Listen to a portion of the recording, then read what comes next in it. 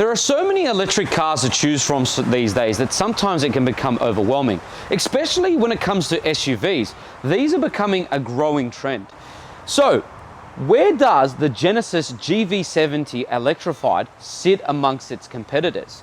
It's priced in at about $126,000 before on-road costs.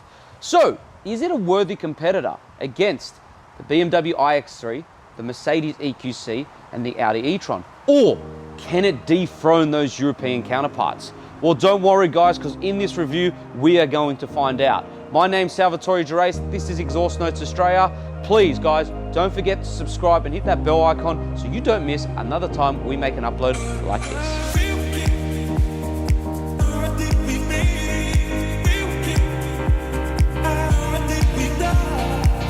So let's talk about the design of the 2024 Genesis GV70 Electrified. Well guys, look, to be honest, I really like the design of the Genesis. I think they've done a really good job. I love this signature split headlight design. It continues at the back, at the rear with the rear tail lights, so you know it's a Genesis when this is behind you or if it's in front of you. So I really do like that design. And then matrix LED headlights, just to let you know guys. Also with the Genesis GV70 Electrified, the grille is the same as its petrol counterpart. However, it's a closed off grille because there's no need, because there's no radiators there and stuff for the internal combustion motor. What I do like is that they've hidden the charging port at the front. That is really, really neat. And to be fair, it's kind of smart to put it at the front. I don't know why a lot of car manufacturers put it on the side of the car. Most of the time when you go into these charging stations, you're either parking in front or you're reversing it in, and having it there just makes it a lot easier. So Genesis, well done. But yeah guys, that's the overall front design of the car. What do you guys think? Do you like the design of this, or do you prefer the European counterparts when it comes to the front end? Let me know in the comments. Moving down the side of the car, we've got 22-inch alloy wheels, and what I really like what Genesis has done, instead of giving it just a closed-off design, which most electric cars have, they've actually come up with a really nice 5-spoke design, and I really do like that. What I also like is they've got Genesis written on the brake calipers front and rear. It just makes it a bit more personal and a bit more branded, if I have to say, and I do like that little touch.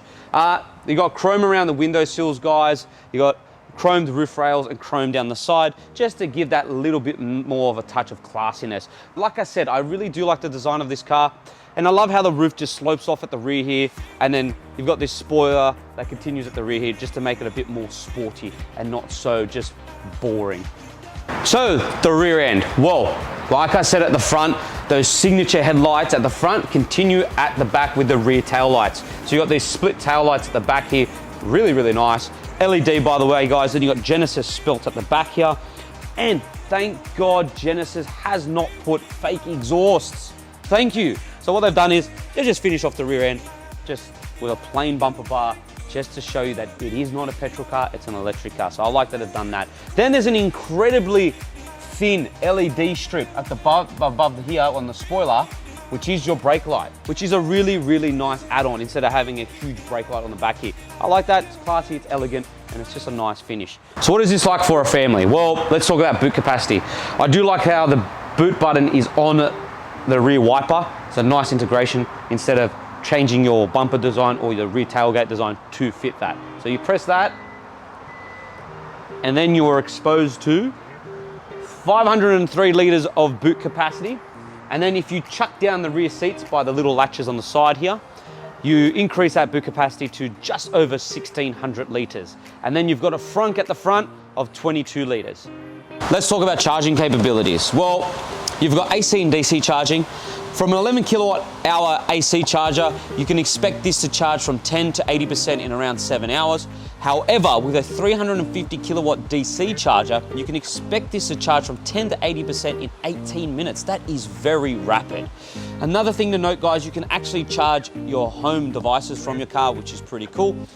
And the range, you're looking at around about, say, a 450 kilometer range, which they claim, but from what I experienced, you're looking at around about, say, between 415 to 420 kilometers, which is not too bad for an electric car.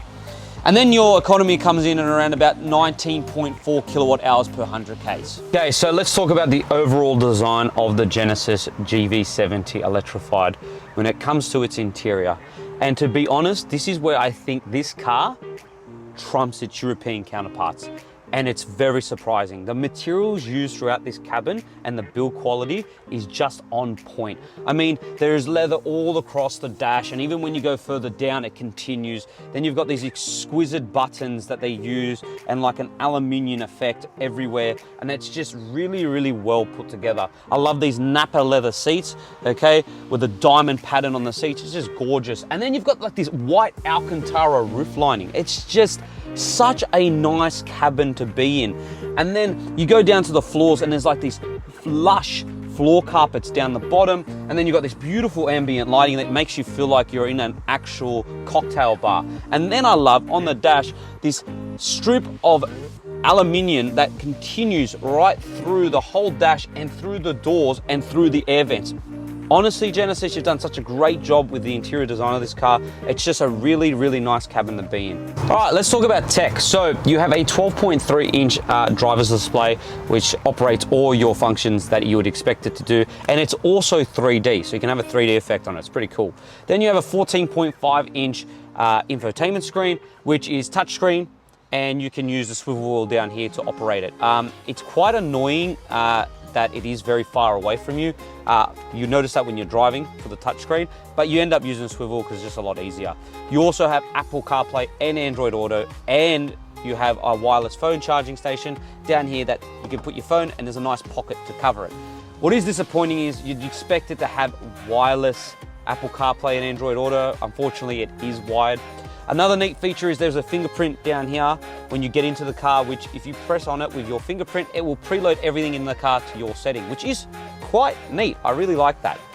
You also have a 16-speaker Lexicon sound system, which is really clear and just nice, and you've got a digital head-up display as well. What I don't like, guys, is this swivel wheel, and hear me out, and this is the reason why. It's because you have a swivel wheel for your drive select. What you tend to end up doing when you're driving is you go to change gears from drive to neutral instead of actually using the swivel wheel for your infotainment screen.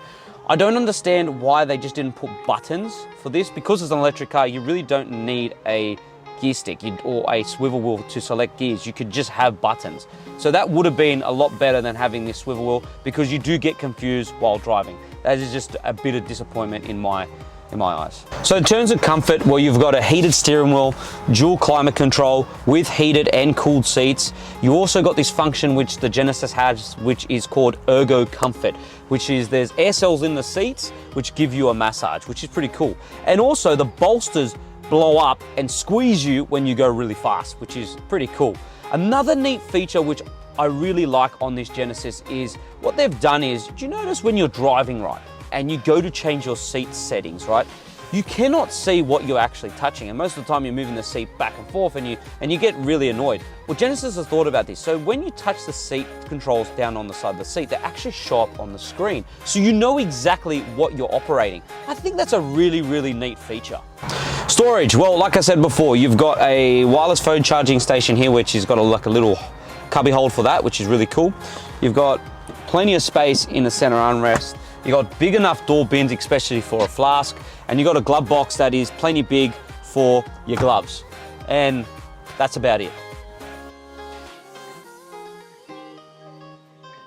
So how safe is the Genesis GV70? Well, it is actually really, really safe. Now, things that it has, I'm not gonna mention all the safety features because this video will just go on for days. I'm just gonna mention some of them. If you wanna see what exact features this car has, please go read my written review. So, it has lane departure warning, lane keeping assist, semi-autonomous driving, it's got radar cruise control, it's got lane departure warning, it's got when you open your door, it will notify you if someone's coming past you, or a car, a cyclist, or anything of that matter. It's got pedestrian detection. It's got a safe bonnet, which they call the pedestrian bonnet for safety. It's got so many safety features, it's actually ridiculous. And sometimes it's quite annoying, because when you're driving and you go to change lanes, all you keep hearing is beeps and things constantly happening left, right, and center. And as always with most cars, to turn most of those systems off, you have to go through so many settings through the infotainment screen. Again, why can't they just be a quick button? I don't know why they don't do that. Back seats, right? Guys, I do need to mention this because I am in awe of this car's just sheer quality and design. With most cars in this segment, they generally do not continue the leather in the back and the continual quality of the front, but this is in the back. So that beautiful design and quality that you see in the front continues into the back seat. So I really do like that. But talking about this in the back here, so you've got plenty of knee room, plenty of foot room and plenty of headroom. You've also got a blind here, which I honestly think is quite neat. Look, I've got a Bubba and we buy the aftermarket, like stick-on blinds and magnets. Having that there just makes it really convenient if you're buying this car for a family car. The seats can obviously recline as well, so you can get a bit more, comfortable. And then you got a third row of climate control systems at the back here, plus heated seats, no cooled seats unfortunately, and USB-A charging down the bottom here. Another neat feature is you can actually move the seat in front of you, not the driver's seat obviously, but the passenger front seat, which is really, again, really good if you've got a baby seat because it's very convenient, but it's also a good way to troll the person in front of you. You can just irritate them by constantly moving their seat. Let's talk about the specs. So you have 2 electric motors, which is all-wheel drive, obviously. A 77 kilowatt hour battery, allowing this car to produce 320 kilowatts and 605 Newton meters of torque in normal mode. In boost mode, you get 360 kilowatts and 700 Newton meters of torque. What does that mean for a 0 to 100 time? Well, that means if I press boost mode, 0 to 100 time, in 4.2 seconds. That is rapid. And to be honest, it's enough for a car like this. The unfortunate thing is that boost mode is only a 10-second mode, which is unfortunate because I think in a car like this, why not just make that an actual drive mode? Don't you think? Talking about drive modes, you have 4 drive modes. You have Eco, Comfort, Sport, and My. You also have a terrain mode, which I don't understand why. You really aren't gonna take this car off-road. It's like wearing sneakers with a suit. Are you gonna go for a run? Not really. In terms of ride comfort, guys, well, it comes with adaptive dampers, which is really, really noticeable.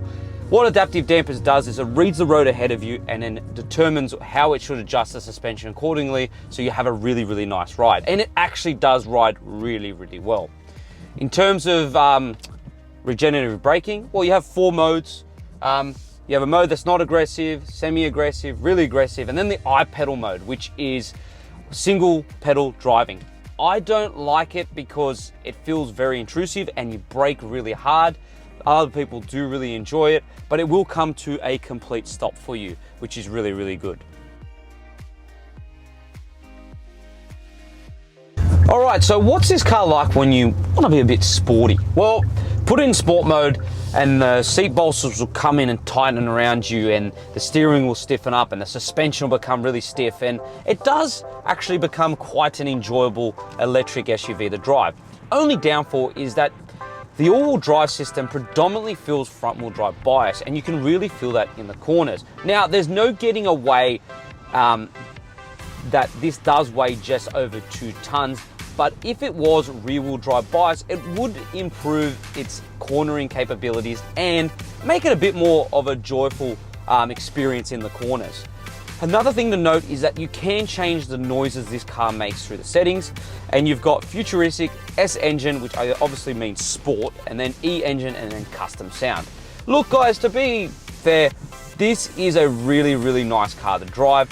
The speed that this car can obtain from its electric motors from that 0 to 100 time is actually quite rapid, and to be honest, fast enough. It's my verdict of the GV70 Electrified. Well, it's plain and simple, guys. I honestly think all electric cars just drive the same. I'm sorry, that's just what I think.